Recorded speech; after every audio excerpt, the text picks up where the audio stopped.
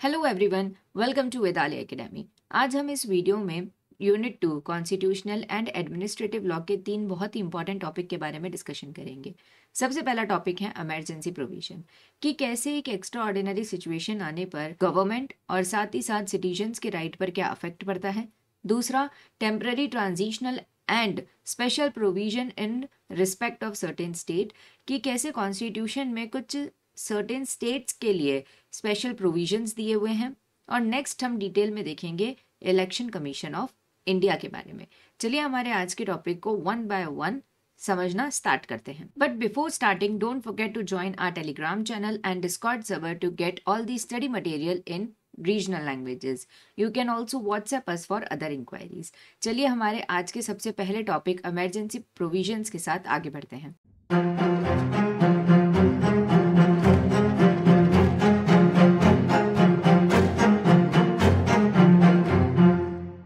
हमारा आज का सबसे पहला टॉपिक है इमरजेंसी प्रोविजंस। अब इस टॉपिक में एग्जाम पॉइंट ऑफ व्यू से क्या क्या इंपॉर्टेंट है, तो ड्यूरेशन, मतलब कितने मंथ्स के लिए इमरजेंसी डिक्लेयर की जा सकती है, कितने मंथ्स का प्रोक्लेमेशन हो सकता है, वो सब।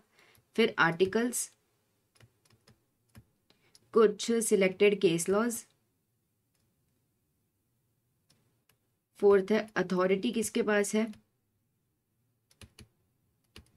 फिफ्थ है 44th अमेंडमेंट। और एक लास्ट पॉइंट है ग्राउंड्स। सिर्फ इन्हीं चीजों से एमसीक्यूज पर्टिकुलरली इस टॉपिक से बन के आते हैं। तो हम जब भी इस यूनिट को रीड करेंगे तो ज्यादा फोकस करेंगे इन चीजों के ऊपर। स्टार्ट करते हैं डेफिनेशन ऑफ इमरजेंसी के साथ। तो जो ब्लैक लॉ की डिक्शनरी है उसमें इमरजेंसी की डेफिनेशन क्या दी हुई है, a failure of social system to deliver reasonable conditions of life, कि जब सोसाइटी जो होती है वो अपने सिटीजन्स को एक बेसिक सेफ्टी या जो बेसिक नेसेसिटी होती है लाइफ की वो प्रोवाइड नहीं कर पाती है, तो इमरजेंसी की सिचुएशन क्रिएट हो जाती है। इमरजेंसी क्या है? एक ऐसी सडन सिचुएशन आना जहां पर अब रिक्वायरमेंट है कि इमीडिएट एक्शन लिए जाए by authority under special power, मतलब कि जो नॉर्मल गवर्नमेंट मशीनरी होती है वो ब्रेक डाउन हो चुकी है और गवर्नमेंट को स्पेशल पावर्स के साथ कुछ स्टेप्स लेने की जरूरत है। कॉन्स्टिट्यूशनल प्रोविजन की बात करें तो पार्ट 18 आर्टिकल 352 से 360 में प्रोविजंस दिए हुए हैं इमरजेंसी रिलेटेड। कॉन्स्टिट्यूशन में 3 टाइप ऑफ इमरजेंसी की बात की हुई है। सबसे पहले है नेशनल इमरजेंसी जो दिया हुआ है आर्टिकल 352 में। प्रेसिडेंट्स रूल जिसे स्टेट इमरजेंसी भी कह सकते हैं वो दिया हुआ है आर्टिकल 356 में। और फाइनेंशियल इमरजेंसी दी हुई है आर्टिकल 360 में। अब जो ये प्रोक्लेम करने का पावर है, इमरजेंसी को लगाने का जो पावर है वो किसके पास है? सिर्फ और सिर्फ प्रेसिडेंट के पास। सोनली प्रेसिडेंट का पावर है ये। अब ये जो हमने बोरो किया है कॉन्सेप्ट इमरजेंसी का, वो कहाँ से किया है? वाइमेयर कॉन्स्टिट्यूशन, जो कहाँ का है? जर्मनी का। Grounds for national emergency article 352, कि किन ग्राउंड्स के ऊपर नेशनल इमरजेंसी डिक्लेयर की जा सकती है कंट्री में। तो वॉर मतलब जब एक फॉर्मल डिक्लेरेशन दिया जाता है दो कंट्री के बीच में कि हम एक दूसरे के साथ वॉर डिक्लेयर कर रहे हैं। दूसरा एक्सटर्नल एग्रेशन, मतलब कि विदाउट कोई फॉर्मल डिक्लेरेशन जब सडन अटैक होता है, जैसे कि जो बॉर्डर्स पे सडन स्ट्राइक होती है, उसे कहते हैं एक्सटर्नल एग्रेशन।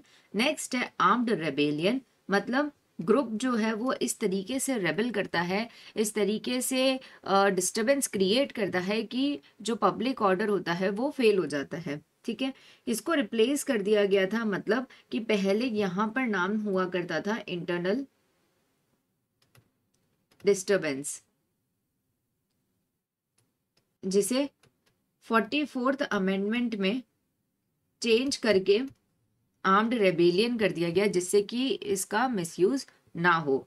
ठीक है, स्कोप क्या है? इमरजेंसी या तो होल ऑफ द इंडिया में लगाई जा सकती है या तो पार्ट ऑफ द इंडिया में लगाई जा सकती है। नेक्स्ट है grounds for state emergency article 356, जिसे हम प्रेसिडेंशियल रूल या फिर प्रेसिडेंट्स रूल भी कह सकते हैं। अब ये कब अप्लाई होता है? जब स्टेट की जो कॉन्स्टिट्यूशनल मशीनरी है वो फेल हो जाती है। ठीक है, किस पे बेस्ड है? गवर्नर की रिपोर्ट पे, मतलब कि गवर्नर एक ऐसी रिपोर्ट बनाकर दे प्रेसिडेंट को कि जो स्टेट है उसकी कॉन्स्टिट्यूशनल मशीनरी ब्रेक डाउन हो चुकी है, स्टेट जो है वो अब प्रॉपरली वर्क नहीं कर पा रहा, उस बेसिस पे, या फिर बिना रिपोर्ट के भी अगर प्रेसिडेंट को ऐसा लगता है कि स्टेट जो है वो अब कॉन्स्टिट्यूशनल वाइज वर्क नहीं कर रहा है, तो वो इमरजेंसी डिक्लेयर कर सकते हैं। अब इससे होगा क्या कि जो प्रेसिडेंट है वो उस पर्टिकुलर स्टेट के एग्जीक्यूटिव हेड बन जाएंगे और जो भी एडमिनिस्ट्रेटिव पावर होगा वो सेंटर के पास आ जाएगा। Grounds for financial emergency article 360। अब इसमें क्या होता है, फाइनेंशियल इमरजेंसी कब डिक्लेयर की जाती है, जब फाइनेंशियल स्टेबिलिटी या फिर क्रेडिट जो है वो इंडिया का या फिर पार्ट ऑफ द इंडिया का थ्रेट में हो। अब इसके इफेक्ट क्या होंगे कि यूनियन जो है वो डायरेक्ट करेगी स्टेट को फाइनेंशियल मैटर्स पर, और सैलरी अलाउंसेस जो होते हैं स्टेट और सेंटर के जो एम्प्लॉयज हैं इंक्लूडिंग सुप्रीम कोर्ट और हाई कोर्ट के जजेस की सैलरी जो है वो रिड्यूस की जा सकती है। इंडिया में आज तक कभी भी फाइनेंशियल इमरजेंसी डिक्लेयर नहीं हुई है, ठीक है, एक बार भी ऐसा नहीं हुआ है इंडिया में आज तक की फाइनेंशियल इमरजेंसी डिक्लेयर की गई हो। Emergency provisions in the constitution, जो इमरजेंसी की प्रोविजंस देखे हमने आर्टिकल 352 से लेके आर्टिकल 360 का ये समरी चार्ट है, ठीक है। आर्टिकल 352 में क्या दिया हुआ है, प्रोक्लेमेशन ऑफ नेशनल इमरजेंसी। 353 में दिया हुआ है क्या इफेक्ट होगा नेशनल इमरजेंसी के प्रोक्लेमेशन का। 354 में रेवेन्यू डिस्ट्रीब्यूशन कैसे होगा इमरजेंसी के टाइम पे। 355 union's duty to protect state from external aggression and internal disturbance. 356 की प्रोविजन क्या होगा for failure of constitutional machinery in state, मतलब स्टेट इमरजेंसी, ठीक है। 357 exercise of legislative power during presidential rule. 358 जो सस्पेंशन ऑफ आर्टिकल 19, मुझे आप comment section में लिख के बताइएगा कि आर्टिकल 19 का कॉन्स्टिट्यूशनल प्रोविजन का क्या नाम है, ठीक है। Rights during emergency.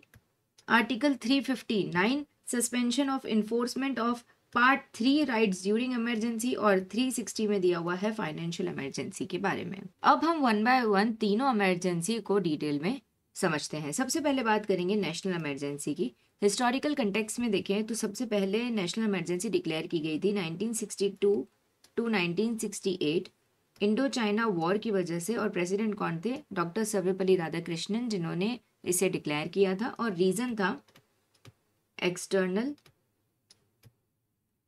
एग्रेशन। इस ग्राउंड के ऊपर नेशनल इमरजेंसी डिक्लेयर की गई थी।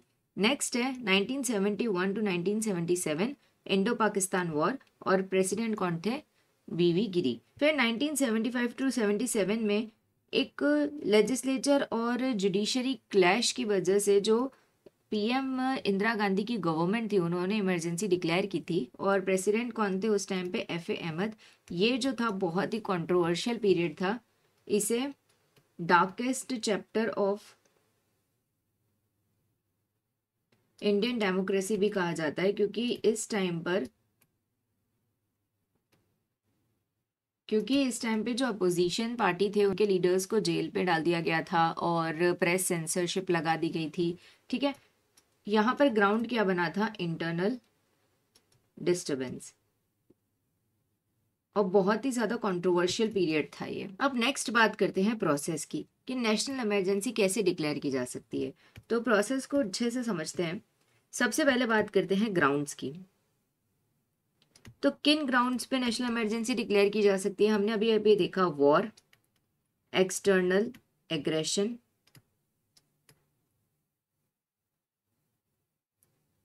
या फिर आर्म्ड रेबेलियन, ठीक है। यही 3 ग्राउंड्स हैं जिसमें नेशनल इमरजेंसी डिक्लेयर की जा सकती है। नेक्स्ट है रिटन एडवाइस। यूनियन कैबिनेट जो है, जिसको कौन हेड करता है, हेडेड बाय पीएम, ठीक है, उनकी रिटन एडवाइस कंपलसरी होनी ही चाहिए। नेक्स्ट है, अच्छा, ये जो कंडीशन थी वो कब ऐड हुई, एडेड इन 44th अमेंडमेंट, जिससे कि मिसयूज होना बंद हो इस प्रोविजन का। अब थर्ड है कि जो प्रोक्लेमेशन पास होगा वो पार्लियामेंट में उसका अप्रूवल कितने टाइम में जरूरी है?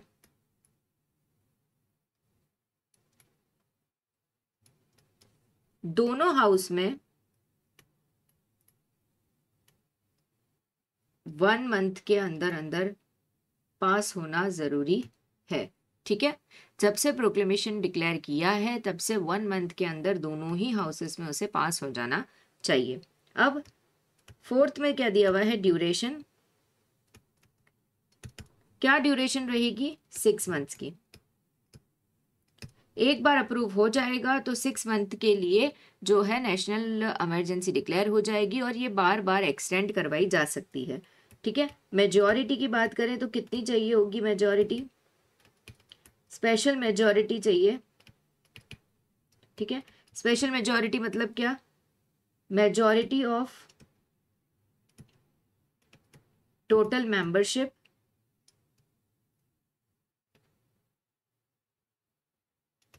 Plus 2/3 of members present and voting. ठीक है, ये चीजें हैं जो याद रखनी है नेशनल इमरजेंसी में। इम्पैक्ट क्या होगा नेशनल इमरजेंसी का? तो फेडरल स्ट्रक्चर जो है टेम्पररी बेसिस के लिए यूनिटरी बन जाएगा, मतलब यूनियन गवर्नमेंट के पास सेंट्रलाइज्ड पावर हो जाएगा। पार्लियामेंट जो है वो स्टेट लिस्ट पर भी लेजिस्लेट कर सकेगी। प्रेसिडेंट का जो भी डायरेक्शन होगा वो स्टेट के लिए बाइंडिंग होगा। रिवेन्यू शेयरिंग मॉडल जो है यूनियन और स्टेट का वो भी अल्टर हो सकता है। ठीक है, टेन्योर एक्सटेंशन की बात करें तो लोकसभा का जो टेन्योर है वो 1 साल के लिए एक्सटेंड हो सकता है, लेकिन इमरजेंसी जब एंड होगी उसके 6 मंथ्स तक ही मैक्सिमम एक्सटेंड किया जा सकता है लोकसभा के पीरियड को। स्टेट असेंबली के लिए भी सेम रूल है। अब फंडामेंटल राइट्स की बात करें तो नेशनल इमरजेंसी का फंडामेंटल राइट्स के ऊपर भी हैवी इम्पैक्ट होता है। आर्टिकल 19 जो होगा वो ऑटोमेटिकली सस्पेंड हो जाएगा। आर्टिकल 359 में क्या है? प्रेसिडेंट प्रोक्लेमेशन इशू करके जो सिटीजन का राइट होता है कि वो अपने फंडामेंटल राइट्स को इन्फोर्स करवाने के लिए कोर्ट के पास जा सकती है, उसे सस्पेंड कर सकते हैं। अब 44th अमेंडमेंट में क्या क्लियर किया गया था कि जो आर्टिकल 19 है वो कब सस्पेंड होगा? 2 ही ग्राउंड्स पे सस्पेंड किया जाएगा उसे, वॉर और एक्सटर्नल एग्रेशन पे। आर्म्ड रेबेलियन अगर है तो वो ऑटोमेटिकली सस्पेंड नहीं होंगे। अब हम 1 बाय 1 आर्टिकल 352 के अंदर जो क्लॉजेज हैं उन्हें रीड करेंगे। सबसे पहले क्लॉज है ग्राउंड्स के ऊपर, war, external aggression, armed rebellion और एमिनेंट डेंजर। मतलब अगर प्रेसिडेंट को लगता है कि इनमें से कोई भी रीजन हो सकता है जिससे कि जो नेशन है उसकी पीस या फिर उसकी इंटीग्रिटी को खतरा है तो वो इमरजेंसी डिक्लेयर कर सकते हैं। अब जरूरी नहीं है कि इनमें से कोई भी चीज हो रही हो तो ही इमरजेंसी डिक्लेयर होगी। अगर प्रेसिडेंट को रीजनेबल डाउट भी है कि ऐसा कुछ हो सकता है तो भी इमरजेंसी डिक्लेयर की जा सकती है। ठीक है, क्लॉज 2 में क्या दिया हुआ है? प्रेसिडेंट रिवोक कर सकते हैं या फिर जो उन्होंने प्रीवियस प्रोक्लेमेशन डिक्लेयर किया था, इशू किया था, उसे चेंज भी कर सकते हैं। क्लॉज 3 में क्या दिया हुआ है कि प्रोक्लेमेशन तभी डिक्लेयर होगा, तभी इशू हो सकता है जब यूनियन कैबिनेट रिटर्न में एडवाइस करेगी प्रेसिडेंट को। क्लॉज 4 में दिया हुआ है प्रोक्लेमेशन जो है अप्रूव्ड होना चाहिए दोनों ही हाउसेस से विद इन 1 मंथ। ठीक है, मतलब जब भी इशू किया गया है प्रोक्लेमेशन को तो दोनों ही हाउसेस से उसे 1 मंथ के अंदर अंदर अप्रूवल मिलना चाहिए। क्लॉज 5 में दिया हुआ है अप्रूव्ड जो प्रोक्लेमेशन है वो वैलिड रहेगा 6 मंथ के लिए अनलेस रिवोक्ड। मतलब इसे है ना री अप्रूवल, मतलब इसको बार बार री अप्रूव करवा के 6 मंथ तक के लिए आप वैलिड कर सकते हो। अगर 6 मंथ से एक्सटेंड करना है तो वापस से अप्रूवल लेना पड़ेगा। फिर क्लॉज 6 में दिया हुआ है पार्लियामेंट्री अप्रूवल रिक्वायर्स है मेजॉरिटी और वो भी स्पेशल मेजॉरिटी। क्लॉज 7 में दिया हुआ है लोकसभा जो है अपनी मेजॉरिटी से डिसअप्रूव कर सकती है या फिर रिवोक कर सकती है प्रोक्लेमेशन को। क्लॉज 8 में दिया हुआ है कि एक स्पेशल लोकसभा की सिटिंग बुलाई जाएगी 14 डेज के अंदर अंदर इफ अगर 1/10 जो मेंबर्स हैं लोकसभा के वो नोटिस देते हैं टू डिसअप्रूव प्रोक्लेमेशन। क्लॉज 9 में दिया हुआ है मल्टीपल प्रोक्लेमेशन पॉसिबल है। एक अगर कोई भी ग्राउंड पे प्रोक्लेमेशन ऑलरेडी एक्टिव है तब भी दूसरे ग्राउंड पे जो प्रोक्लेमेशन है वो इशू किया जा सकता है। ठीक है, इमरजेंसी जो है वो इंटायर इंडिया पे भी लगाई जा सकती है, उसके कुछ पार्ट पर भी लगाई जा सकती है। अब आर्टिकल 353 में दिया हुआ है प्रेसिडेंट के जो डायरेक्शन है वो इंश्योर करेंगे कि एक यूनिफॉर्म एग्जीक्यूटिव एक्शन हो। और आर्टिकल 83 में दिया हुआ है लोकसभा का जो टर्म है वो एक्सटेंड हो सकता है 1 ईयर के लिए at a time but not beyond 6 months after emergency ends. अब ये जो प्रोविजंस हैं ये हमारे कॉन्स्टिट्यूशन को फ्लेक्सिबल नेचर का बनाते हैं कि नॉर्मल सर्कमस्टेंसेस में कॉन्स्टिट्यूशन जो है वो फेडरल है, लेकिन अगर सिचुएशन एक्स्ट्रा ऑर्डिनरी हो चुकी है तो ये क्या हो जाएगा, यूनिटरी कॉन्स्टिट्यूशन में चेंज हो जाएगा। अब बात करते हैं स्टेट इमरजेंसी की। तो ये कब डिक्लेयर होता है, जब जो स्टेट का गवर्नेंस है वो कॉन्स्टिट्यूशन के हिसाब से रन नहीं कर पा रहा है, उसकी जो कॉन्स्टिट्यूशनल मशीनरी है वो ब्रेक डाउन हो चुकी है या फेल हो चुकी है। ठीक है, अब जो अप्रूवल है स्टेट इमरजेंसी का पार्लियामेंट से हमें 2 मंथ्स के अंदर अंदर लेना है। नेशनल इमरजेंसी में ये अप्रूवल कितने टाइम में लेना था, नेशनल इमरजेंसी में ये 1 मंथ में लेना था। ठीक है, एक बार अगर वो अप्रूवल मिल जाता है तो ये कितने टाइम तक ऑपरेट रहेगी, 6 मंथ्स के लिए, और एक्सटेंड हो सकती है 3 इयर्स तक के लिए। लेकिन इलेक्शन कमीशन का सर्टिफिकेट लेना जरूरी है कि इस मोमेंट जो पर्टिकुलर स्टेट है उसमें इलेक्शन फेयर और फ्री मैनर में कंडक्ट नहीं हो पाएंगे। नेशनल इमरजेंसी में मिनिमम पीरियड कितना दिया हुआ है, 6 मंथ्स, लेकिन एज सच कोई भी मैक्सिमम पीरियड मेंशन नहीं है। यहीं पर स्टेट इमरजेंसी में हमने क्या देखा, मैक्सिमम पीरियड भी मेंशन है और वो क्या है, 3 इयर्स का। अब इसके कॉन्सिक्वेंसेस क्या होंगे, प्रेसिडेंट जो है वो अज्यूम कर लेंगे कि उनके पास स्टेट एग्जीक्यूटिव पावर्स हैं, स्टेट असेंबली जो है वो डिसॉल्व या सस्पेंड हो जाएगी, फिर पार्लियामेंट जो है वो लेजिस्लेट कर सकते हैं स्टेट लिस्ट पे और पास कर सकते हैं स्टेट के बजट को। हाई कोर्ट जो है वो इंडिपेंडेंटली फंक्शन करेगा, मतलब प्रेसिडेंट के पास जुडिशरी पावर नहीं आएगा, सिर्फ और सिर्फ एग्जीक्यूटिव और एडमिनिस्ट्रेटिव पावर आएगा। ये कुछ हिस्टोरिकल एग्जांपल्स हैं स्टेट इमरजेंसी के। सबसे ज्यादा देखा जाए तो जो इंदिरा गांधी का एरा था उसमें स्टेट इमरजेंसी डिक्लेयर की गई थी, और अगर 2016 तक की बात करें तो almost 124 times state emergency India में डिक्लेयर की गई थी। अब ये जो जुडिशियल सेफगार्ड्स है ना, ये समझना थोड़ा सा इम्पोर्टेंट है कि 42nd अमेंडमेंट में क्या हुआ कि ये क्लैरिफाई कर दिया गया कि जो प्रेसिडेंशियल रूल है, मतलब स्टेट इमरजेंसी जो लगाई जाएगी उसे रिव्यू नहीं कर सकती कोर्ट। जो जुडिशियल रिव्यू का पावर था वो रिमूव कर दिया गया था, लेकिन 44 अमेंडमेंट 1978 में वापस से रिस्टोर किया गया कि स्टेट इमरजेंसी जो डिक्लेयर होती है उसे कोर्ट जो है उसमें इंटरफेयर कर सकती है, उसे रिव्यू कर सकती है। एक बहुत ही इंपॉर्टेंट केस है स्टेट इमरजेंसी के रिलेटेड, जो केस है वो है SR Bommai versus union of India. ये एग्जाम में याद रखना कि अगर ऐसा कोई भी केस आता है जिसमें ये बोला हो कि जो स्टेट इमरजेंसी या प्रेसिडेंशियल रूल के रिलेटेड है तो वो ये ही केस है। SR बोमाई केस में क्या डिक्लेरेशन दी गई थी कि आर्टिकल 356 जो है वो एक्स्ट्रा ऑर्डिनरी है और वो लास्ट रिसोर्ट ऑफ पावर है, must be based on relevant material, judicially वो रिव्यूएबल होगा, अगर मेलाफाइड या इररिलेवेंट ग्राउंड्स पाए जाते हैं तो उसे रिमूव किया जा सकता है, कोर्ट जो है वो स्ट्रक डाउन कर देगी इफ अगर मिसयूज उसे लगा तो।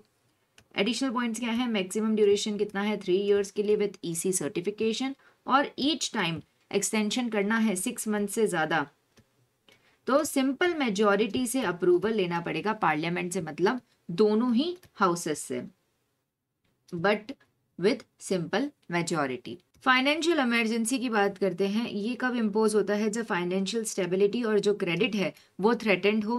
अप्रूवल चाहिए होगा by parliament with in 2 months. Union direction में इंक्लूड की रिडक्शन किया जा सकता है सैलरी और अलाउंसेस का, जो जजेस और यूनियन या फिर स्टेट का स्टाफ है उनका। Reserving money bills for president's consideration. अब ड्यूरेशन क्या है, नो मैक्सिमम लिमिट, कंटिन्यू किया जा सकता है विद रिपीटेड अप्रूवल। फैक्ट क्या है कि आज तक कभी भी इंडिया में फाइनेंशियल इमरजेंसी डिक्लेयर नहीं हुई है। अब हमने तीनों इमरजेंसीज को अच्छे से डिटेल में रीड कर लिया है, आगे बढ़ते हैं।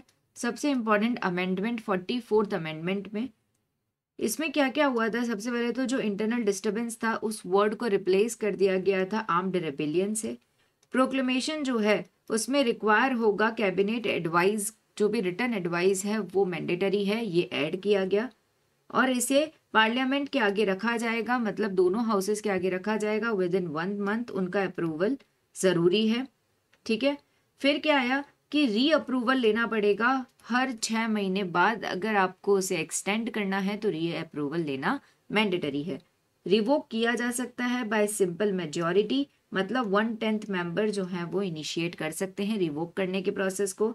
सस्पेंशन ऑफ आर्टिकल 19 जो है वो सिर्फ कब होगा, वॉर और एक्सटर्नल एग्रेशन में। आर्टिकल 359 में क्या दिया हुआ है, आर्टिकल 20 और 21 जो है वो इमरजेंसी के दौरान भी सस्पेंड नहीं किए जा सकते। फिर जो लोकसभा का जो एक्सटेंडेड टर्म था उसके मिसयूज को रोकने के लिए वापस से उसे रिस्टोर कर दिया गया था 5 इयर्स पर।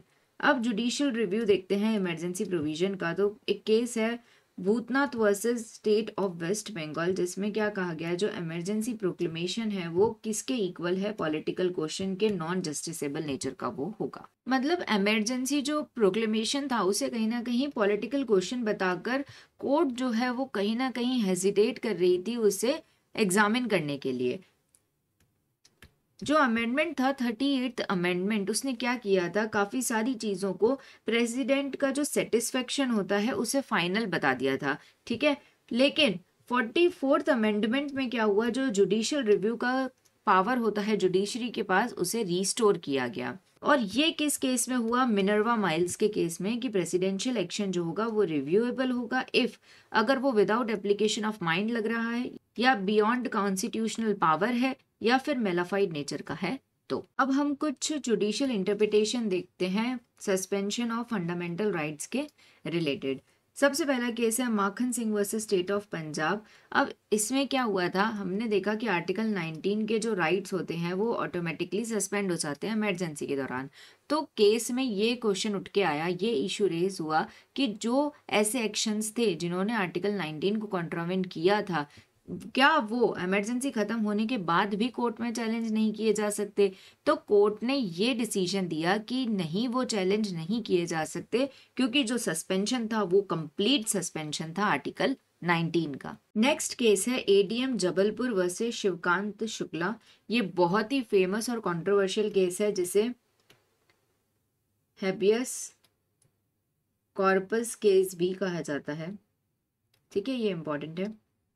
अब इसमें क्या हुआ था, प्रेसिडेंशियल ऑर्डर दिया गया था अंडर आर्टिकल 395 क्लॉज 1 और सस्पेंड कर दिया था right to move court for article 14, 19, 21 और 22। तो 100 ऑफ पीपल्स जो थे, सिटीजन्स जो थे, उन्हें डिटेन किया गया अंडर मिसा। अब मिसा का मतलब होता है मेंटेनेंस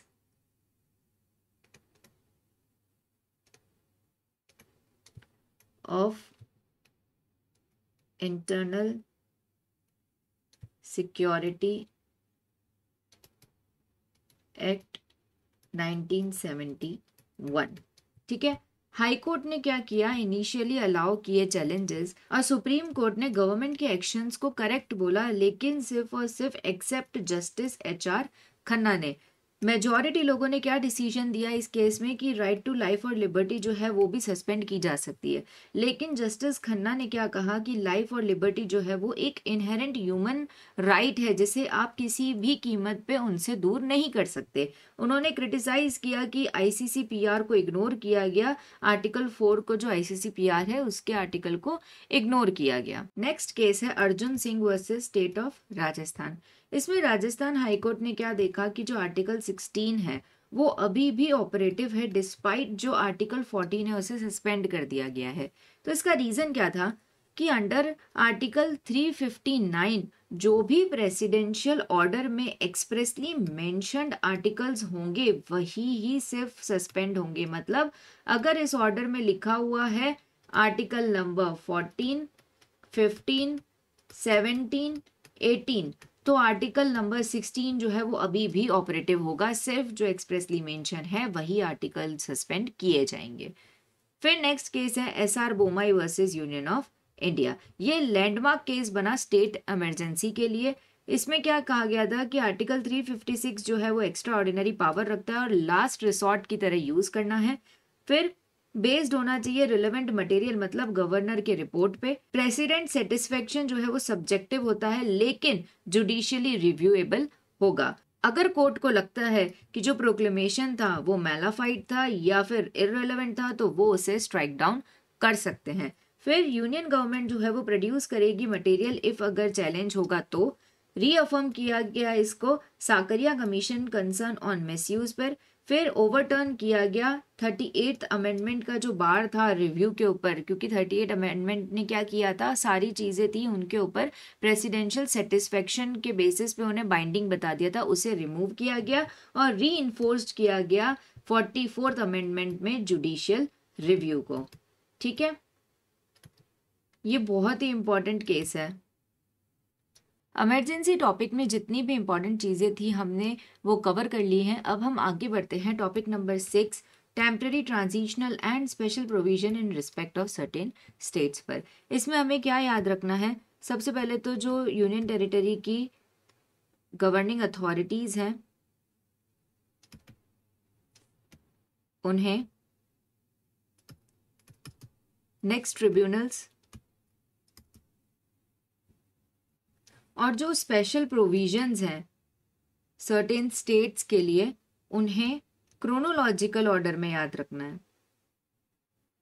ठीक है, क्योंकि प्रीवियस ईयर में इस टॉपिक में से जितने भी एमसीक्यू आए हैं वो क्रोनोलॉजिकल ऑर्डर या फिर सेक्शन में मैचिंग के बेस पे ही आए हैं। यूनियन टेरिटरीज की बात करते हैं। एडमिनिस्ट्रेटिव ऑफ इंडिया जो है वो डिस्टिंक्ट है स्टेट से। अब पोस्ट इंडिपेंडेंस क्या हुआ था, जो स्टेट थे इंडिया के उनको क्लासिफाई किया गया था ABCD टाइप में, जिसमें से C और D के लिए क्या कहा गया कि वो एडमिनिस्टर्ड होंगे by president via chief commissioner या फिर लेफ्टिनेंट गवर्नर। लेकिन उसके बाद एक अमेंडमेंट आता है 7th कॉन्स्टिट्यूशनल अमेंडमेंट, जिसमें जो ये ABCD वाला सिस्टम था उसे हटा दिया गया और इंडिया को डिवाइड किया गया स्टेट और यूनियन टेरिटरी में। यूनियन टेरिटरी में इंक्लूड होते हैं एक्वायर्ड टेरिटरी जो कि लिस्टेड नहीं है इन फर्स्ट शेड्यूल। अब इसका एग्जाम्पल देखें तो दादरा नागर हवेली या फिर दमन एंड दीव, जो पहले एक्वायर्ड टेरिटरीज थे लेकिन अब यूनियन टेरिटरी हैं। अब हम स्टेट का और यूनियन टेरिटरी का डिफरेंस देखते हैं। सबसे पहले स्टेट्स और दूसरा है यूटी। सबसे पहले बात करते हैं फेडरल स्ट्रक्चर की, फेडरल स्टेटस की। तो स्टेट के पास फेडरल स्टेटस होता है, यस होता है। क्या यूटी के पास होता है? नहीं होता। ठीक है, नेक्स्ट क्या बात करेंगे हम, एडमिनिस्ट्रेशन की। अब स्टेट के एडमिनिस्ट्रेशन में कौन होता है, स्टेट चीफ मिनिस्टर प्लस और क्या होता है, काउंसिल ऑफ मिनिस्टर्स। और यूटी में कौन एडमिनिस्टर करता है, प्रेसिडेंट खुद एडमिनिस्टर करते हैं वाया चीफ कमिश्नर या फिर लेफ्टिनेंट गवर्नर। ठीक है, अब थर्ड क्या दिया हुआ है, इनके बीच में और क्या डिफरेंस होता है, ऑटोनॉमी का। हाई लेवल की ऑटोनॉमी है क्योंकि एक सेपरेट स्टेट लिस्ट है। क्या यूटी के पास ऐसा कुछ है? नहीं, तो इनकी ऑटोनॉमी जो है वो लिमिटेड नेचर की है। नेक्स्ट फिर बात करते हैं फ्लेक्सिबिलिटी की। तो इसमें क्या है, स्टैंडर्ड गवर्नमेंट मॉडल यूज हो रहा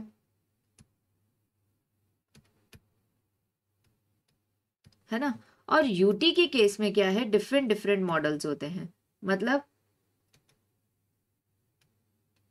जैसे कि दिल्ली का, पुडुचेरी का वर्सेस अंडमान एंड निकोबार। ये जो डिफरेंट मॉडल हमने देखा उसका एक एग्जाम्पल देखें।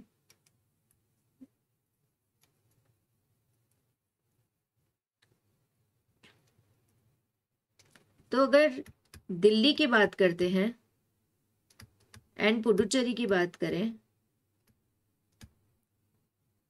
तो वहां पे क्या है, लेजिस्लेचर है, ठीक है, प्लस सीएम है। बट यूनियन जो कंट्रोल है वो किस पे रहेगा, पुलिस पे, लैंड और पब्लिक ऑर्डर पे, ठीक है। अब अंडमान एंड निकोबार की बात करें,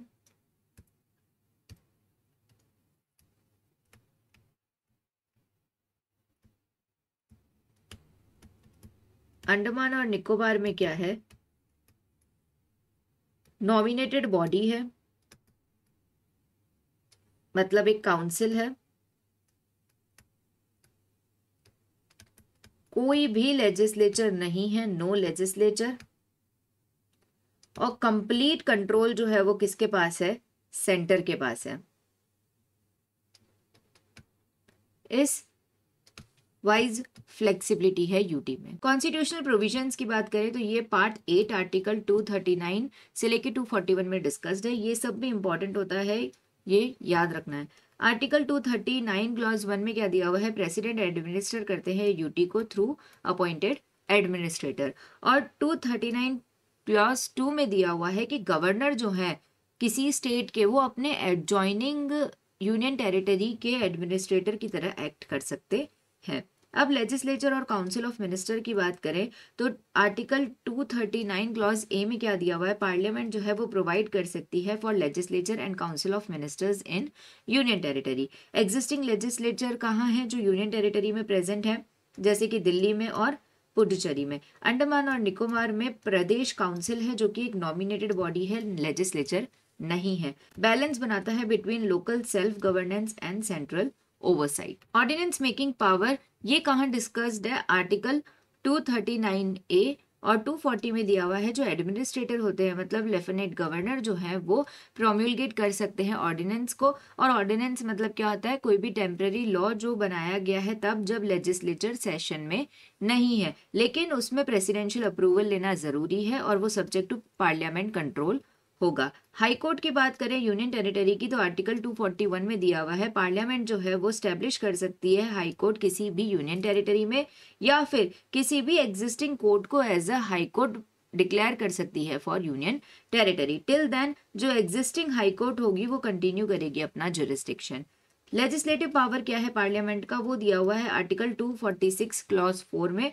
पार्लियामेंट के पास एक्सक्लूसिव पावर होता है कि वो लेजिस्लेट कर सकता है किसी भी सब्जेक्ट पे, including state list for union territory. Unlike states, union territory के पास कोई भी ग्रांटेड ऑटोनॉमी नहीं होती है लेजिस्लेटिव मैटर्स में। प्रेसिडेंट्स लेजिस्लेटिव पावर, आर्टिकल 240 में दिया हुआ है कि प्रेसिडेंट जो है वो रेगुलेशंस बना सकते हैं यूनियन टेरिटरी के लिए। फिर आर्टिकल 240 क्लॉज 2 में दिया हुआ है कि जो प्रेसिडेंशियल रेगुलेशंस होंगे वो कोई भी पार्लियामेंट्री एक्ट को अमेंड या रिपेल कर सकते हैं। फिर जो ये पावर है लॉ बनाने की या रेगुलेशंस बनाने की, वो सस्पेंड हो जाएगी इफ अगर यूनियन टेरिटरी की खुद का एक लेजिस्लेचर है तो, और ये पावर वापस से रिवाइव हो जाएगी जब भी वो लेजिस्लेचर डिसॉल्व या सस्पेंड होगा तब। एक्वायर्ड टेरिटरीज की बात करें, कोई सेपरेट कॉन्स्टिट्यूशनल प्रोविजन इसका नहीं है, इसे गवर्न किया जाता है एज ए यूनियन टेरिटरी। फिर प्रोवाइड करता है smooth integration of new areas into union framework. Significance क्या है यूनियन टेरिटरी के फ्रेमवर्क का, कि ये इंश्योर करता है स्ट्रेटेजिक और sensitive regions remain under union control. Suitable है स्मॉल टेरिटरीज के लिए जिनका अनेबल है to sustain full statehood. Balance करता है लोकल रिप्रेजेंटेशन को विद नेशनल इंटीग्रेशन। रिफ्लेक्ट करता है unitary biases within legal federal structure. अब बात करते हैं ट्रिब्यूनल्स की। तो 42nd अमेंडमेंट का एक इम्पॉर्टेंट एडिशन था, वो क्या था, ऐड करना कॉन्स्टिट्यूशन में पार्ट 14A, जो क्या था, ट्रिब्यूनल्स डिस्कस करता था। अब दो की प्रोविजन है इसमें, आर्टिकल 323A और आर्टिकल 323B। आर्टिकल 323A में क्या दिए हुए हैं, एडमिनिस्ट्रेटिव ट्रिब्यूनल, और 323B में दिए हुए हैं ट्रिब्यूनल्स फॉर अदर मैटर्स। इसका एम क्या था, रिड्यूस करना जो कोर्ट के ऊपर बर्डन हो रहा है उसे, और इंश्योर करना कि स्पेशलाइज्ड और स्पीडी जस्टिस प्रोवाइड हो सके। नेचर क्या है, क्वाजी जुडिशियल बॉडी है विद लिमिटेड जुरिस्डिक्शन। अब हम सबसे पहले एडमिनिस्ट्रेटिव ट्रिब्यूनल को डिटेल में समझते हैं, जिसका आर्टिकल क्या है, आर्टिकल 323A। ये डील करता है with recruitment and service conditions for public servants. Administrative tribunal act 1985 जो था, उसने क्रिएट किया दो ट्रिब्यूनल्स को, सेंट्रल एडमिनिस्ट्रेटिव ट्रिब्यूनल और स्टेट एडमिनिस्ट्रेटिव ट्रिब्यूनल। अब इसमें कौन इंक्लूड नहीं होगा, एम्प्लॉय ऑफ सुप्रीम कोर्ट और हाई कोर्ट, आर्म्ड फोर्सेस और पार्लियामेंट सेक्रेटरीट्स। अब डिटेल में सेंट्रल एडमिनिस्ट्रेटिव ट्रिब्यूनल की बात करते हैं तो ये एक स्टैट्यूटरी मल्टी मेंबर बॉडी है, मतलब इसमें चेयरमैन, वाइस चेयरमैन और मेंबर्स होंगे। जुरिस्डिक्शन की बात करें तो all India services, centre services and post. Objective क्या है, इनएक्सपेंसिव और स्पीडी जस्टिस प्रोवाइड करना सिविल सर्वेंट्स को। प्रोसीजर की बात करें तो फ्लेक्सिबल नेचर का है, क्योंकि ये सिविल प्रोसीजर कोड का जो प्रोसेस है उससे बाउंड नहीं है। Administration, department of personal and training. Tenure की बात करें तो चेयरमैन और वाइस चेयरमैन का टेन्योर है 5 ईयर्स या फिर age 65, whichever is earlier. Members की बात करें तो 5 ईयर्स या फिर age 62, whichever is earlier.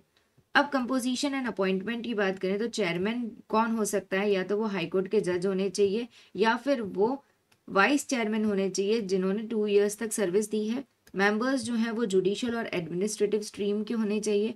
Appointment कौन करेगा, प्रेसिडेंट अपॉइंट करेंगे with the consultation of chief justice of India. और स्टेटस क्या है, चेयरमैन और वाइस चेयरमैन का स्टेटस जो होगा वो हाईकोर्ट के जज के बराबर का होगा। रीअपॉइंटमेंट परमिटेड नहीं है, मतलब अगर कोई एक आईपीएस ऑफिसर है जिसको आर्बिट्ररी ट्रांसफर या फिर डिसिप्लिनरी एक्शन फेस करना पड़ रहा है, तो वो डायरेक्टली कैट में अपील कर सकता है without going to the high court immediately. अब बात करते हैं स्टेट एडमिनिस्ट्रेटिव ट्रिब्यूनल की, जिसे क्रिएट कौन करता है, central government on request of state. Active state administrative tribunals कौन से हैं, आंध्र प्रदेश में जो है वो, हिमाचल प्रदेश में है, उड़ीसा में है, कर्नाटका में है, महाराष्ट्र में और वेस्ट बंगाल में है। कहाँ पर अबॉलिश कर दिए गए हैं, मध्य प्रदेश और तमिलनाडु में। जुरिस्डिक्शन क्या होगा इनका, ओरिजिनल जुरिस्डिक्शन होगा over state employees service matter. Joint administrative tribunal भी होता है जहाँ पर 2 या 2 से ज्यादा स्टेट एक ही ट्रिब्यूनल को शेयर करते हैं। अब अगर अदर मैटर्स में ट्रिब्यूनल की बात करें, मतलब आर्टिकल 323B की, तो पार्लियामेंट या फिर स्टेट लेजिस्लेचर जो है वो ट्रिब्यूनल्स बना सकती है for other matter as specified by law.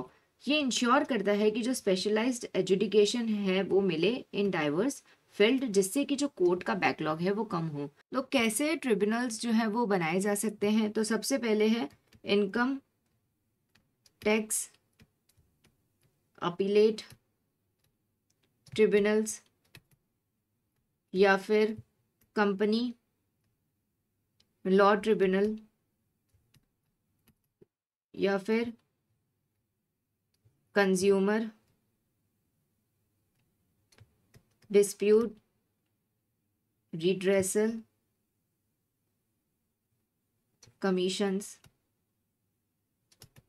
ठीक है, ऐसे ट्रिब्यूनल्स जो है वो पार्लियामेंट या स्टेट लेजिस्लेटिव अगर उनको लगता है तो वो क्रिएट कर सकते हैं। अब दूसरे प्रोविजंस की बात करें तो आर्टिकल 239 में क्या दिया हुआ है कि हमें पता है यूटी को वैसे एडमिनिस्टर करते हैं प्रेसिडेंट थ्रू एडमिनिस्ट्रेटर, जो कौन हो सकते हैं, लेफ्टिनेंट गवर्नर या फिर चीफ कमिश्नर। लेकिन एनसीटी दिल्ली में क्या दिया हुआ है कि अगर जो एलजी है, मतलब कि जो लेफ्टिनेंट गवर्नर है, उसे एज ए फैसिलिटेटर काम करना है, ना कि इलेक्टेड गवर्नमेंट के ऑब्स्ट्रक्टर का।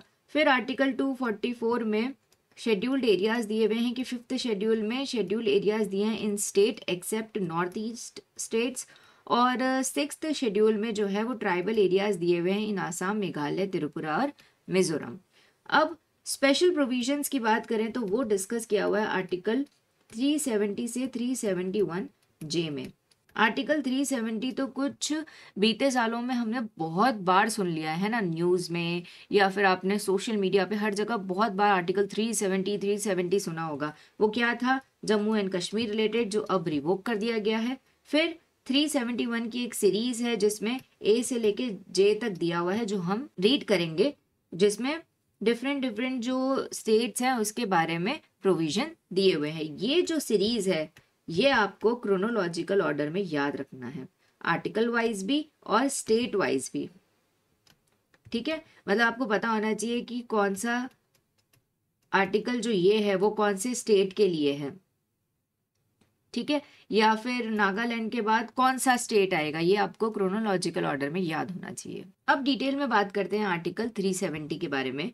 तो ये एक टेम्पररी प्रोविजन था under part 21, temporary transitional and special provision. इसने क्या किया था, एक स्पेशल स्टेटस दे रखा था जम्मू एंड कश्मीर को कि उसके पास ऑटोनॉमी थी उसके इंटरनल अफेयर्स में। ये इफेक्ट में आया था 17 अक्टूबर 1949 में, और इसका बेस क्या था, इंस्ट्रूमेंट ऑफ एसेशन, और इसे रिवोक किया गया 5 अगस्त 2019 में। हिस्टोरिकल कॉन्टेक्स्ट क्या है, 1947 में जम्मू एंड कश्मीर एक जो प्रिंसली स्टेट था वो अटैक किया गया था बाय पाकिस्तान, और महाराजा हरि सिंह ने साइन करा था इंस्ट्रूमेंट ऑफ एसेशन। एसेशन जो था वो लिमिटेड था टू डिफेंस, फॉरेन अफेयर्स और कम्युनिकेशन। फिर 1949 में JNK कॉन्स्टिट्यूएंट असेंबली जो थी उसने क्रिएट किया टू ड्राफ्ट स्टेट कॉन्स्टिट्यूशन। उसके बाद 1956 में JNK कॉन्स्टिट्यूशन जो था उसे अडॉप्ट कर लिया गया और वो इफेक्टिव बना 26 जनवरी 1957 से। फीचर्स की बात करें तो ऑटोनॉमी थी, खुद का कॉन्स्टिट्यूशन, खुद का फ्लैग और रणबीर पिनल कोड। वहाँ IPC नहीं, रणबीर पिनल कोड चलता था। नेक्स्ट क्या है, डुअल सिटीजनशिप थी, मतलब लोग JNK के भी रेसिडेंट थे और इंडिया के भी रेसिडेंट थे। पार्लियामेंट का जो पावर था वो लिमिटेड था to instrument of accession subjects, और अगर एक्सपांशन चाहिए तो उसके लिए स्टेट कॉन्करेंस का रिक्वायरमेंट था। इमरजेंसी की बात करें तो नेशनल इमरजेंसी डिक्लेयर हो सकती थी सिर्फ और सिर्फ वॉर और एक्सटर्नल एग्रेशन पे, मतलब आर्म्ड रिबेलियन का प्रोविजन नहीं था, ठीक है। फिर नो फाइनेंशियल इमरजेंसी और प्रेसिडेंशियल रूल जो था वो एप्लीकेबल नहीं था। लेजिस्लेटिव टर्म जो था वो 6 ईयर का था, बाकी सारे स्टेट्स में हमने क्या देखा है 5 ईयर्स का होता है, इसमें 6 ईयर्स का था। कॉन्स्टिट्यूशनल प्रोविजंस की बात करें तो आर्टिकल्स जो हैं जो डायरेक्टली अप्लाई किए जाते थे जम्मू एंड कश्मीर में कॉन्स्टिट्यूशन से, वो कौन से थे, आर्टिकल 1 और आर्टिकल 370। पार्लियामेंट का क्या पावर था, यूनियन और कॉन्करेंट लिस्ट पे वो बना सकते थे law only with the state consent. Presidential order could extend other constitutional provisions with consultation या concurrence. Temporary nature of article 370 समझते हैं केसेस के अकॉर्डिंग। तो सबसे पहला केस था Premnath Kaur versus state of JNK, ठीक है। अब इस केस में क्या हुआ, सबसे पहले तो क्या बोला, टेम्पररी है ये प्रोविजन, ठीक है। दूसरा क्या बोला गया, कौन सा प्रोविजन, आर्टिकल 370 जो है उसका क्या नेचर है, टेम्पररी नेचर है। सेकंड, कंटिन्यूएशन जो है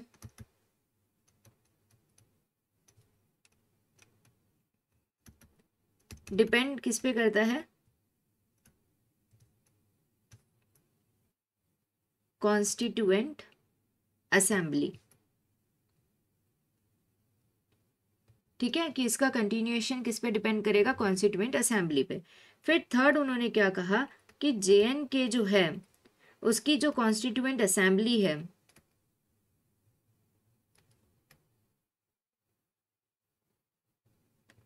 वर्क कर रही है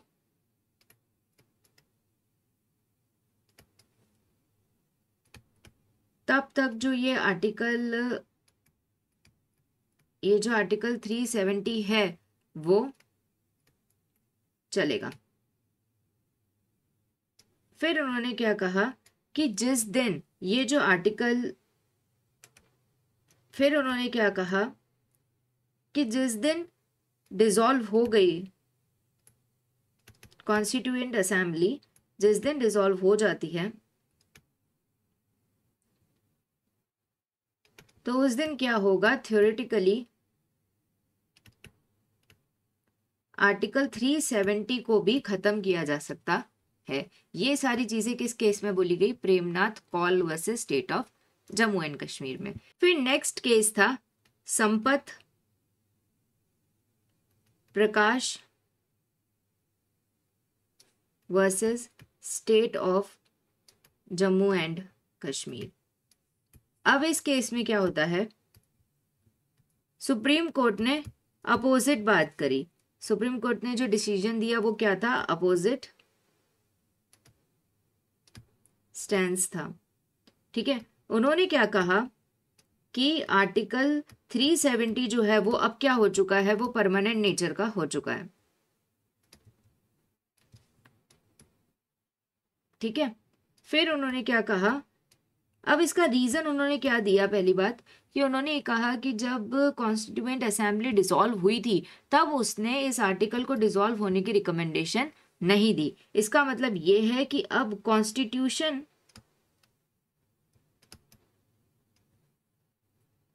के लेवल पे जब तक आर्टिकल 370 जो है चेंज नहीं होता वो कंटिन्यू रहेगा। ठीक है, ये डिसीजन आया था Sampat Prakash versus state of Jammu and Kashmir में। फिर नेक्स्ट केस आया विजय लक्ष्मी झा केस। अब इसमें हाईकोर्ट ने क्या कहा, हाईकोर्ट ने डिसीजन दिया कि जो आर्टिकल 370 है वो अभी भी परमानेंट नेचर का नहीं है, वो अभी भी क्या है, टेम्पररी नेचर का है। पर उन्होंने ऐसा डिसीजन क्यों दिया, क्योंकि उनके अकॉर्डिंग जो ये आर्टिकल है 370 वो किस हेडिंग के अंदर आता है, उसकी हेडिंग है कॉन्स्टिट्यूशन में,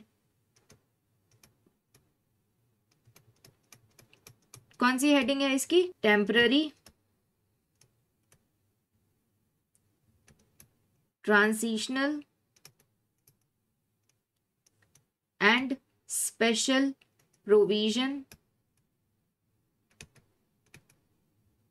ठीक है ना, इस हेडिंग के अंदर ये आर्टिकल फॉल करता है। इसका मतलब इस केस में हाई कोर्ट ने जो कॉन्स्टिट्यूशन का प्रोविजन है उसके लिटरल मीनिंग पर ज्यादा फोकस किया। फिर केस था state bank of India versus Santosh Gupta and, ठीक है। अब इस केस में सुप्रीम कोर्ट ने क्या कहा, सुप्रीम कोर्ट ने कहा कि प्रैक्टिकली देखा जाए आर्टिकल 370 जो है वो अब क्या हो चुका है, परमानेंट नेचर का हो चुका है। ठीक है, अब उन्होंने ऐसा क्यों कहा, रीजन क्या दिया, क्योंकि जो कॉन्स्टिट्यूएंट असेंबली थी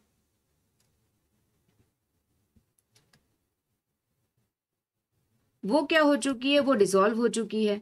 तो अब इस आर्टिकल को अबॉलिश करने का कोई भी तरीका नहीं बचा है। ठीक है, तो इसलिए उन्होंने क्या कहा कि ये जो प्रोविजन है वो हमारे फेडरल स्ट्रक्चर का पार्ट बन गया है।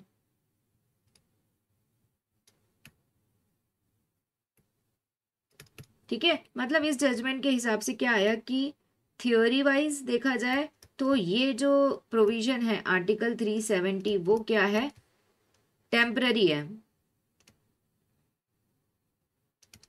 और रियलिटी या प्रैक्टिकल में देखें तो वो परमानेंट हो चुका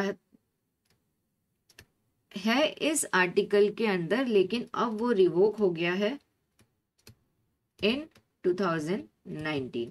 ठीक है, ये जो था वो एक जर्नी है, ऐसा समझ लो, जो ये प्रोविजन था टेम्पररी प्रोविजन उसकी जर्नी थी ये आर्टिकल 370 की। इनेक्टमेंट्स की बात करें, drafted by Jammu and Kashmir government, introduced as article 306A, adopted by Constituent Assembly on 17th October 1949, linked to plebiscite promise, Mountbatten and Nehru assurance, और रिफ्लेक्टेड पैक्टा संत सरबंदा मतलब agreements must be honoured. Article 370 revoke कब हुआ था, 2019 में। अमेंड किया गया article 367 को, जिसने रीडिफाइन किया कॉन्स्टिट्यूएंट असेंबली को एज लेजिस्लेटिव असेंबली, और सिंस JN के under president's rule parliament acted as assembly. Presidential order जो पास किया गया जिसने आर्टिकल 370 को इनऑपरेटिव बनाया। अब इम्प्लीकेशंस क्या हुए इस रिवोकेशन की वजह से, तो जो स्पेशल स्टेटस था या ऑटोनॉमी थी वो खत्म हो गई। सेंट्रल लॉज जो थे वो फुल्ली एप्लीकेबल हुए। जो JNK का अलग से कॉन्स्टिट्यूशन था, फ्लैग था, वो अबॉलिश हुआ। इंटीग्रेशन हुआ उसका with rest of the India. Internationally ज़्यादातर जो रिएक्शन निकल के आया वो न्यूट्रल था, बट पाकिस्तान एंड चाइना ने इसे अपोज किया था। स्पेशल प्रोविजंस है अब आर्टिकल 371 से लेके आर्टिकल 371J में कुछ स्पेसिफिक स्टेट्स दिए हुए हैं और वो अभी हम डिटेल में रीड कर लेते हैं। ये जो पार्ट है वो ज़्यादातर लर्निंग पार्ट है, इसमें समझाने जैसा कुछ नहीं है। और लर्न भी क्या करना है, आर्टिकल्स और स्टेट के नाम, और वो भी क्रोनोलॉजिकल ऑर्डर में। मैं बार बार क्रोनोलॉजिकल ऑर्डर इसलिए बोल रही हूँ बिकॉज बहुत ज़्यादा इंपॉर्टेंट है इस टॉपिक के लिए वो। ठीक है, सबसे पहले देखते हैं special provision for Maharashtra and Gujarat, article 371। इसका पर्पस क्या था, एक इक्विटेबल डेवलपमेंट देना आफ्टर बॉम्बे रीऑर्गेनाइजेशन। गवर्नर की एक स्पेशल रिस्पॉन्सिबिलिटी क्या है, डेवलपमेंट बोर्ड बनाना विदर्भा, मराठवाड़ा और रेस्ट ऑफ महाराष्ट्र के लिए, डेवलपमेंट बोर्ड बनाना सौराष्ट्र, कच्छ और रेस्ट ऑफ गुजरात के लिए, इंश्योर करना कि एक फेयर फंड एलोकेशन हो, फिर एजुकेशन मिले और एम्प्लॉयमेंट फैसिलिटीज मिले। रिपोर्टिंग कहाँ होती थी, एनुअल रिपोर्ट दी जाती थी स्टेट असेंबली को। ऑब्जेक्टिव क्या था, रीजनल इकोनॉमिक डिस्पैरिटीज को रिड्यूस करना और अवॉइड करना agitations. Special provisions for Nagaland, article 371A। Origin क्या है, 1960 एग्रीमेंट। नागालैंड फॉर्म हुआ था 1963 में।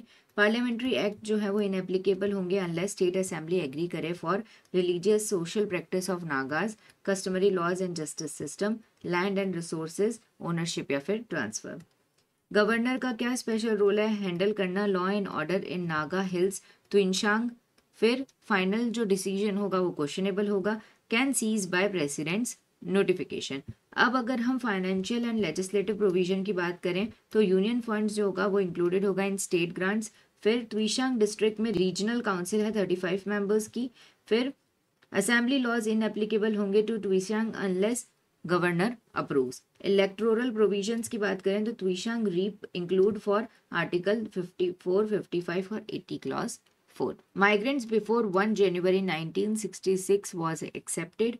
इलेक्टोरल रूल्स को रिवाइज किया गया। बॉर्डर सिक्योरिटी जो थी वो स्ट्रेंथन की गई। Police cases against agitation leaders withdrawn. अब special provisions for Manipur, article 371C। Presidential order, legislative committee for hill areas. Governor का क्या रोल है, रिपोर्ट करना to president on hill administration. Union का क्या पावर था, can direct state for hill region governance. Next है special provisions for Andhra Pradesh Telangana, article 371D। Presidential order की बात करें, इक्वल अपॉर्चुनिटी मिलनी चाहिए इन जॉब एंड एजुकेशन। की प्रोविजन क्या है, लोकल एरिया रिजर्वेशन होगा for students. Civil service post जो है वो ऑर्गेनाइज की जाएगी रीजनली। एडमिनिस्ट्रेटिव ट्रिब्यूनल जो है वो हैंडल करेगा सर्विस और एजुकेशनल ग्रीवियंसेस को। ट्रिब्यूनल डिसीजन जो होगा वो बाइंडिंग होगा। एडिशनल चीज़ों की बात करें तो आर्टिकल 371E में क्या दिया हुआ है कि पार्लियामेंट जो है वो सेटअप कर सकती है सेंट्रल यूनिवर्सिटी इन आंध्र प्रदेश। वैलिडिटी क्या होगी, एक्शंस, अपॉइंटमेंट और promotion not void for minor violation. अब ओवरराइड क्या किया गया, आर्टिकल 371D कॉन्फ्लिक्टिव प्रोविजंस। इसका क्या मतलब है कि आर्टिकल 371D जो है वो ओवरराइड करेगा कॉन्फ्लिक्टिंग प्रोविजंस को। नेक्स्ट है special provision for Sikkim, article 371F। Assembly क्या है, मिनिमम 30 मेंबर्स होंगे, 4 ईयर का टर्म रहेगा। पहले जो था वो 5 ईयर था। फिर लोकसभा, एक सीट मिलती है लोकसभा में, elected by state assembly. Parliament में reserve seats for communities. Governor क्या करेंगे, इंश्योर करेंगे peace and equitable development. Vesting all Sikkim properties with state government. उसके बाद हाई कोर्ट क्या है, एग्जिस्टिंग कोर्ट जो है वो डीम की गई as a Sikkim high court. Limits, no court except supreme court can question pre 1975 treaties. मतलब 1975 के पहले की जो ट्रीटीज है उसे क्वेश्चन सिर्फ और सिर्फ सुप्रीम कोर्ट कर सकती है। प्रेसिडेंट में extend Indian laws to Sikkim, issue कर सकते हैं orders for implementation. Special provisions for Mizoram, article 371G। Parliamentary act जो है एप्लीकेबल नहीं होंगे अनलेस स्टेट असेंबली एग्री करती है on religious social practice of Mizos, customary law and justice system, फिर लैंड ओनरशिप या फिर ट्रांसफर। असेंबली में मिनिमम 40 मेंबर्स रहेंगे। Special provisions for Arunachal Pradesh, article 371H। Governor special responsibility होगी for law and order, final authority होगी non questionable nature की, president में and special responsibility. Assembly में मिनिमम 30 मेंबर्स रहेंगे। जहां पर भी आपको असेंबली में मेंबर्स दिए हुए हैं वहां पर आपको असेंबली के मेंबर्स भी याद होने चाहिए। Next, special provisions for Goa, article 371I। Assembly में मिनिमम 30 मेंबर्स होने चाहिए। स्पेशल स्टेटस की बात करें तो स्टेट गवर्नमेंट जो है वो लेजिस्लेट कर सकती है ऑन प्रॉपर्टी डीलिंग बाय गोवान्स। फिर special provisions for Karnataka, article 371J। Focus क्या है? हैदराबाद कर्नाटका रीजन के ऊपर। गवर्नर की क्या रिस्पॉन्सिबिलिटी है? सेपरेट डेवलपमेंट बोर्ड बनाना, इक्विटेबल फंड का एलोकेशन करना और एनुअल रिपोर्ट देना असेंबली को। Opportunity, reservation in education and jobs for locals, identification of post for local residents. अब यहाँ पर हमारी आर्टिकल 371 की सीरीज खत्म हो जाती है। इस टॉपिक में ये पार्ट ही सबसे ज़्यादा इम्पॉर्टेंट है। बाकी जो आर्टिकल्स हैं वो एक बार रीड कर लेते हैं, ऐसे जितने कोई इम्पॉर्टेंट नहीं है। सबसे पहला है कंटिन्यूएशन ऑफ एग्जिस्टिंग लॉ, जिसमें क्या दिया हुआ है, जितने भी प्री कॉन्स्टिट्यूशनल लॉ हैं वो वैलिड होंगे जब तक रिपील या अमेंड नहीं हो जाते। कवर करेगा law including extra territorial law. अब continuation of ordinance, provincial ordinance क्या होंगे जो एक्सपायर हो जाएंगे 6 वीक में after first assembly unless withdrawn. अब presidential power to adopt law, तो वो पर्पस क्या होता है? ओल्ड लॉ को कॉन्स्टिट्यूशन के साथ अलाइन करना। जुडिशियल इम्यूनिटी, कोर्ट जो है वो क्वेश्चन नहीं कर सकता मॉडिफिकेशंस को। उसके बाद presidential power for preventive detention, article 373। Temporary till parliament legislate under article 22 clause 7 और 1 ईयर आफ्टर कमेंसमेंट, ठीक है। कवर करता है preventive detention cases during transition. ये सारे जो भी आर्टिकल्स, एक्स्ट्रा आर्टिकल्स हैं जो 372 से लेके 373, ये जो भी आर्टिकल्स हैं वो इतने इंपॉर्टेंट नहीं है। सिर्फ आप इनका नाम भी एक बार रीड कर लोगे तो चलेगा कि अगर मैच द फॉलोइंग में ये आर्टिकल किसी और आर्टिकल के सामने आता है तो आपको पता हो कि इस आर्टिकल का नाम क्या है। यहाँ हमने हमारा टॉपिक नंबर 5 और टॉपिक नंबर 6 अच्छे से कवर कर लिया है। अगर आपको कोई भी डाउट हो तो आप मुझे कमेंट सेक्शन में पूछ सकते हैं। अभी हम आगे बढ़ते हैं topic number 7, election commission of India की तरफ। इसमें हमें क्या याद रखना है? एक तो आर्टिकल्स, ठीक है, अथॉरिटीज, टेन्योर, ये ही कुछ चीजें हैं जो हमें याद रखनी है। इसमें सच कुछ इतना यूनिट में हैवी नहीं है कि आपको बहुत ज़्यादा मेहनत लगेगी। बहुत ही इजी यूनिट है और बहुत स्कोरिंग यूनिट है, ठीक है। आगे बढ़ते हैं और डिटेल में समझते हैं इलेक्शन कमीशन ऑफ इंडिया के बारे में। इंट्रोडक्शन देखते हैं। इलेक्शन कमीशन कहाँ पर कॉन्स्टिट्यूशन में मेंशन है? आर्टिकल 324 से लेके आर्टिकल 329 में। ये एक इंडिपेंडेंट और परमानेंट कॉन्स्टिट्यूशनल बॉडी है जो कि कब बनी थी? 25 जनवरी 1950 में। ये कंडक्ट करते हैं इलेक्शन किसके लिए? पार्लियामेंट, स्टेट लेजिस्लेचर और प्रेसिडेंट वाइस प्रेसिडेंट के लिए। पंचायत म्यूनिसिपैलिटी इलेक्शन जो है वो कौन करवाता है? स्टेट इलेक्शन कमीशन करवाती है। अब बात करते हैं कि कैसे इसका structure over the period of time change हुआ है। सबसे पहले 1950 से लेके 1989 तक ये एक सिंगल मेंबर बॉडी थी, मतलब सिर्फ और सिर्फ चीफ इलेक्शन कमिश्नर थे। उसके बाद 1989 में जब वोटिंग एज को 21 से घटाकर 18 कर दिया गया तो वर्कलोड इंक्रीज होने के कारण 2 कमिश्नर्स को और ऐड किया गया। फिर 1993 से लेके आज तक प्रेजेंट तक ये एक मल्टी मेंबर बॉडी है जहां पर एक चीफ इलेक्शन कमिश्नर और 2 इलेक्शन कमिश्नर्स हैं। इसमें जो चीफ इलेक्शन कमिश्नर जो होते हैं वो चेयरमैन होते हैं। ये किसमें दिया हुआ है? आर्टिकल 324 क्लॉज 3 में। Power and jurisdiction, superintendence, direction and control करते हैं इलेक्शंस। कवर क्या करते हैं, मतलब किसके इलेक्शंस कवर करेंगे? पार्लियामेंट, स्टेट लेजिस्लेचर, प्रेसिडेंट और वाइस प्रेसिडेंट। कॉमन बॉडी है सेंटर और स्टेट के लिए। इंडिपेंडेंट है ऑफ एग्जीक्यूटिव इंटरफेरेंस। मिशन की बात करें तो इंश्योर करता है free, fair, transparent election. Maintain करते हैं इंडिपेंडेंस और इंटीग्रिटी को। इंकरेज करते हैं एसेसिबिलिटी, इंक्लूसिवनेस और एथिक्स। स्ट्रेंथन करते हैं पब्लिक का trust in democracy. Vision, institution of excellence, deepen democracy and public participation. Promote करते हैं रोबस्ट, अकाउंटेबल और इलेक्टोरल प्रोसेसेस को। और इंश्योर करते हैं कि इलेक्शन जो है वो पीपल के विल को रिफ्लेक्ट कर सकें। फिर ओरिजिनल स्ट्रक्चर एंड ऑर्गेनाइजेशन की बात करते हैं। परमानेंट बॉडी है। मेंबर्स की बात करें तो एक चीफ इलेक्शन कमिश्नर होंगे और दूसरे इलेक्शन कमिश्नर्स होंगे, और ये फिक्स कौन करेगा? प्रेसिडेंट। टेन्योर 6 इयर्स या फिर age 65, whichever is earlier. 1951 से 52 रीजनल इलेक्शन कमिश्नर की जो पोस्ट थी वो क्रिएट की गई और सिर्फ 2 ही फिल हुई थी। फिर 1956 में रीजनल इलेक्शन कमिश्नर जो थे उनको रिप्लेस कर दिया गया by deputy election commissioner. Budget and expenditure की बात करें तो पार्लियामेंट्री इलेक्शन होगा तो यूनियन गवर्नमेंट फंड करेगी, स्टेट इलेक्शन है तो स्टेट गवर्नमेंट, और साइमल्टेनियस अगर इलेक्शन है तो कॉस्ट जो है वो 50-50 शेयर हो जाएगा। कमीशन बजट जो होगा वो इंडिपेंडेंट होगा और फाइनलाइज्ड होगा with finance ministry. Election expenses जो है वो रिफ्लेक्टेड होंगे स्टेट और यूनियन टेरिटरी के बजट में। ये पार्ट जो है वो इम्पॉर्टेंट पार्ट है, कंपोजिशन, टेन्योर और इंडिपेंडेंस। कंपोजिशन की बात करें, मेंबर्स एक चीफ इलेक्शन कमिश्नर होंगे प्लस अदर इलेक्शन कमिश्नर, जो कौन डिसाइड करेगा? By president. अपॉइंट कौन करता है इन्हें? President of India. ये इंपॉर्टेंट है, याद रखना है, एक एग्जाम में ये PYQ था। फिर चेयरमैनशिप किसके पास होगी? जो चीफ इलेक्शन कमिश्नर होंगे वो चेयरमैन की तरह एक्ट करेंगे। फिर रीजनल इलेक्शन कमिश्नर्स कौन होंगे? प्रेसिडेंट जो होते हैं वो अपॉइंट कर सकते हैं after consulting election commissioner.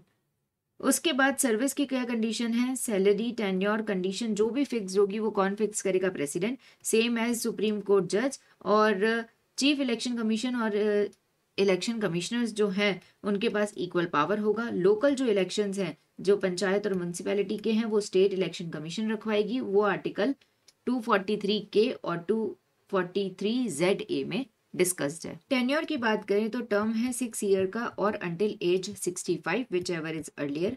Resignation जो है वो रिटर्न में फाइल करना होगा टू प्रेसिडेंट। रिमूवल, अगर चीफ इलेक्शन कमिश्नर का रिमूवल है तो वो सेम प्रोसीजर रहेगा जो कि एक सुप्रीम कोर्ट के जज को रिमूव करने का होता है, जो किसमें दिया हुआ है? आर्टिकल 124।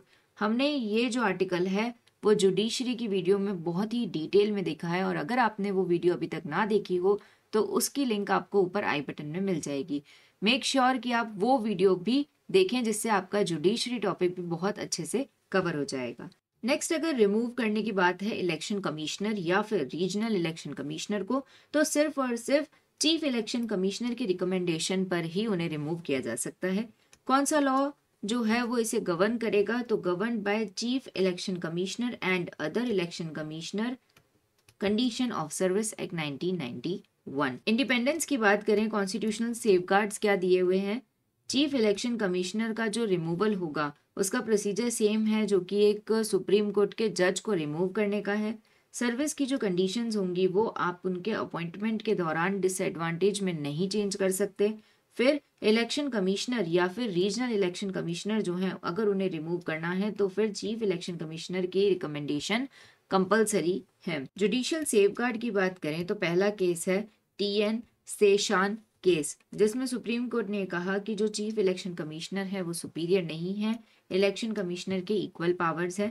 फिर सेकंड केस है धनाव केस, जिसमें इंडिपेंडेंस ऑफ इलेक्शन कमीशन को अपहेल्ड किया गया। आर्टिकल 329 बार करता है कोर्ट जो है वो इंटरफेयर नहीं कर सकती इलेक्टोरल मैटर्स में।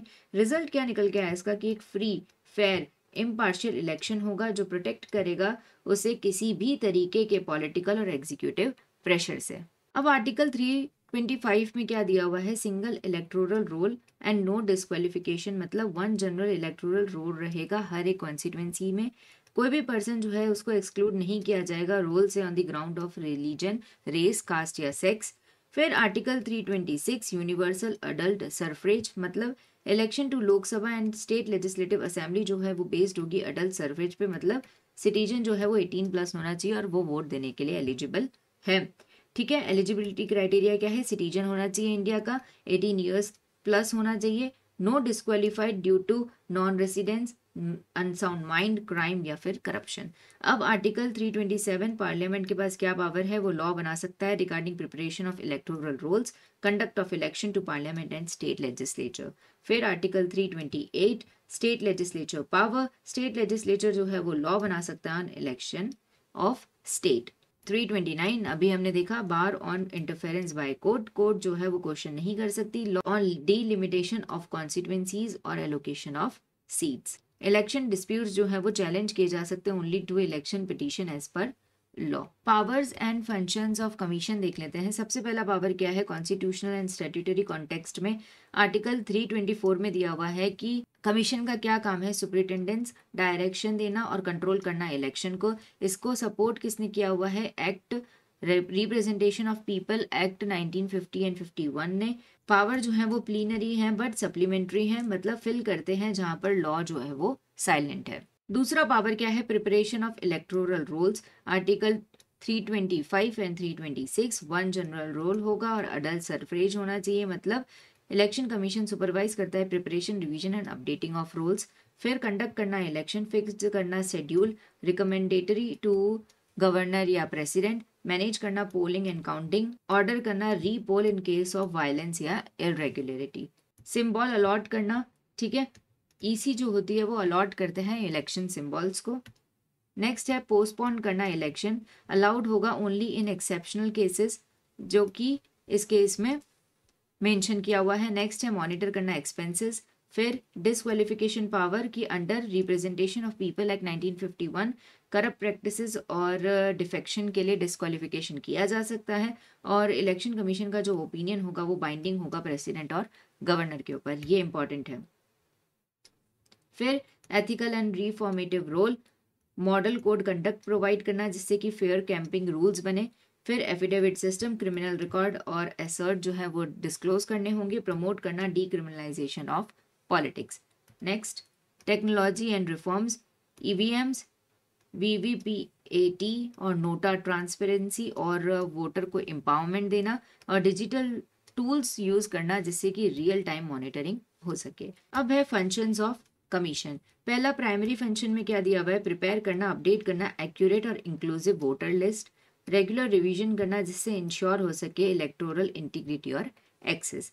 फिर प्राइमरी फंक्शन इलेक्शन कंडक्ट के टाइम पे कॉन्स्टिट्यूएंसीज डिलिमिटेशन करना, पोलिंग स्टेशन स्टाफ और logistic, safe and transparent voting और मीडिया अपडेट करना, यूज करना union state resources for smooth execution. अब एडवाइजरी रोल के तौर पे क्या रोल है, क्या फंक्शन है कमीशन का, तो एडवाइस करना प्रेसिडेंट या गवर्नर को ऑन एमपी या एमएलए डिस्क्वालिफिकेशन। ओपिनियन जो होगा इलेक्शन कमीशन का वो बाइंडिंग होगा, ये इस केस में कहा गया था। नेक्स्ट एडवाइजरी रोल में क्या है, रिप्रेजेंटेशन ऑफ पीपल एक्ट 1951 में दिया हुआ है कि हैंडल करता है post election disqualification for corrupt practices. Opinion जो होगा वो बाइंडिंग होगा on president for uniform and fair decision. Quasi judicial functions क्या है, रजिस्ट्रेशन ऑफ पॉलिटिकल पार्टी और पार्टी मर्जर और स्प्लिट डिस्प्यूट। यहाँ हमने थियोरेटिकली तीनों टॉपिक्स को अच्छे से कवर कर लिया है। अब हम कुछ एमसीक्यू सॉल्व कर लेते हैं जिससे कि हमें एक ओवरव्यू मिल जाएगा कि इन तीनों यूनिट में से कैसे तरीके के क्वेश्चंस एग्जाम में आते हैं। First MCQ, which one of the following pairs is correctly matched with regard to the provisions of the constitution of India. किन में से कौन सा पेयर जो है वो करेक्टली मैच्ड है। सबसे पहला article 352, effect of the proclamation of emergency. नहीं, ये गलत है। ये किसके लिए था, नेशनल इमरजेंसी रिलेटेड था ना, हमने पढ़ा था। नेशनल इमरजेंसी का जो आर्टिकल है वो कौन सा है, 352। तो क्या ये राइट है, नहीं, तो आपका एक ऑप्शन तो रिमूव हो गया। नेक्स्ट है article 353, application of provision relating to distribution of revenues while a proclamation is in operation. तो क्या ये करेक्टली पेयर है, ये करेक्टली पेयर नहीं है क्योंकि ये बात करता है, आर्टिकल 353 किसकी बात करता है, इफेक्ट्स की, है ना, जो ये है effect of proclamation of emergency, ये है आर्टिकल 353, तो ये भी आपका ऑप्शन रिमूव हो गया। नेक्स्ट है article 354, determination of executive power of the union during emergency. क्या ये करेक्ट है, तो ये भी करेक्ट नहीं है क्योंकि आर्टिकल 354 किसके बारे में बात करता है, एप्लीकेशन ऑफ प्रोविजन, जो ये ऊपर दिया हुआ है वो दिया हुआ है 354, तो आपका ये ऑप्शन भी गलत है। तो आपका करेक्ट आंसर क्या है, करेक्ट आंसर इज आर्टिकल 355, ठीक है, करेक्ट आंसर है आपका option number D. Question number 2, at first instance the president can issue a proclamation of financial emergency for a period of. First instance में president जो है वो इशू कर सकते हैं प्रोक्लेमेशन ऑफ फाइनेंशियल इमरजेंसी कितने पीरियड के लिए, 15 डेज, तो ऐसा एज सच कोई प्रोविजन नहीं था ये, है ना। हमने कहीं पर भी 15 डेज रीड नहीं किया। अब 6 मंथ्स कहाँ रीड किया है हमने? नेशनल इमरजेंसी में। 1 मंथ हमने कहाँ रीड किया? स्टेट इमरजेंसी में। हमारा करेक्ट आंसर क्या है? Correct answer is option number B, 2 months. Financial emergency का आर्टिकल कौन सा है? आर्टिकल नंबर 360, है ना। करेक्ट आंसर है ऑप्शन नंबर बी। नेक्स्ट है article 356(1)(b provides that any proclamation under Article 356 clause 1 subclause b may be revoked by a subsequent proclamation. Every proclamation under this article shall be laid before each House of Parliament. A proclamation under Article 356 clause 1 subclause b shall cease to operate on the expiration of 6 months from the date of issue of proclamation. The President may be proclamation under Article 356 clause 1 subclause b declare that the power of the legislature of the state shall be exercisable by or under the authority of Parliament. सबसे पहले तो article 356(1)(b होता क्या है?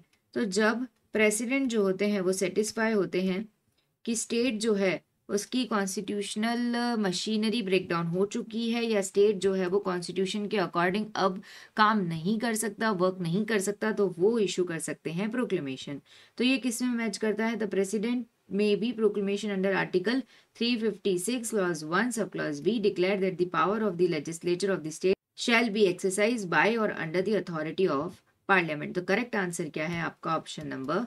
Question number 4, article 371(f) special provision with respect to the state of Sikkim was inserted by, कि जो ये article था वो किस अमेंडमेंट के अंदर इंक्लूड किया गया था? तो सबसे पहले सिक्किम जो है